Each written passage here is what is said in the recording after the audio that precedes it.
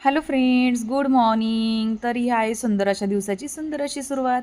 जगदंब जगदंब. तर चला आज बनवूयात आपण अन्वीचा टिफिन. अशा प्रकारे मी उठली होती आणि सूर्य असा तांबडं फुटलं असं आपण म्हणतो ते अशा प्रकारे.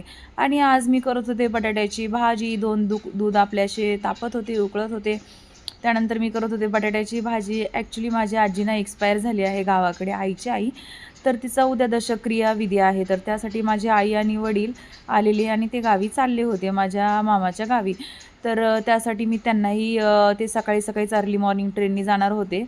तर त्यासाठी मी त्यांच्यासाठी बनवलेली, मग त्यांच्यासाठी डबा होईल रस्त्यामध्ये खायला बसमध्ये. आणि मग अन्वीलाही टिफिन अशा बेतानेच मी भाजी आणि पोळी अशी बनवलेली.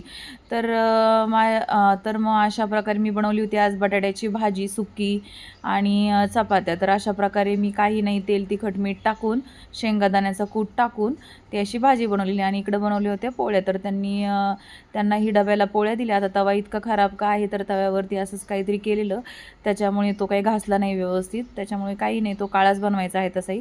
आणि मी आज अन्वीला दिला आहे दुसरा टिफिन. का तर आणीचा जो टिफिन होता तो मी काल आळशीपणा केला आणि तो घासला नव्हता, म्हणून मी आज तिला दुसरा टिफिन देते. तर अशाही प्रकारचा माझ्याकडे एक छानसा टिफिन आहे जो मी इंस्टाग्रामवरून मागवलेला अन्वीच्या 30 टिफिनसोबत. अन्वीच्या पप्पांसाठी पण हा काही खूप त्याच्यामध्ये भाजी वगैरे बसत नाही आहे, म्हणून मी तो काही देत नाही. पण हा टिफिन दिसायला खूपच सुंदर आहे, कॉम्पॅक्ट आहे आणि असं छान आहे, काही लीक वगैरे होत नाही. पण त्याच्यामध्ये ना भाजी वगैरे असं खूप सारं काही बसत नाही. मग मी तो दुसरा टिफिन मागवला. अगदी हा महाग पडला होता मला, पण ठीक आहे, कधी कुठे प्रवासाला वगैरे कशाला जाण्यासाठी ठीक आहे.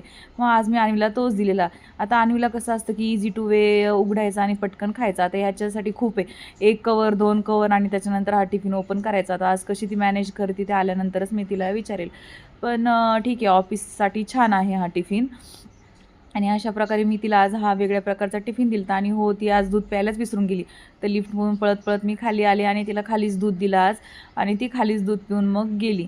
आणि ही आहे माझी आजी. ही एक स्वातंत्र्यसैनिक होती. माझे आजोबाई स्वातंत्र्यसैनिक होते आणि हिचं व्यक्तिमत्व खूपच छान होतं. आणि माझी आई आलेली माझ्याकडे राहायला, का तर तिकडे आजीच्या गावी जर ती आजीच्या घरात जर राहत असती तर तिला वाईट वाटलं असतं. मग ती नको म्हटली तिकडे राहायला, म्हणून ती इथेच राहिली आणि इथूनच ती 10व्याला गेली.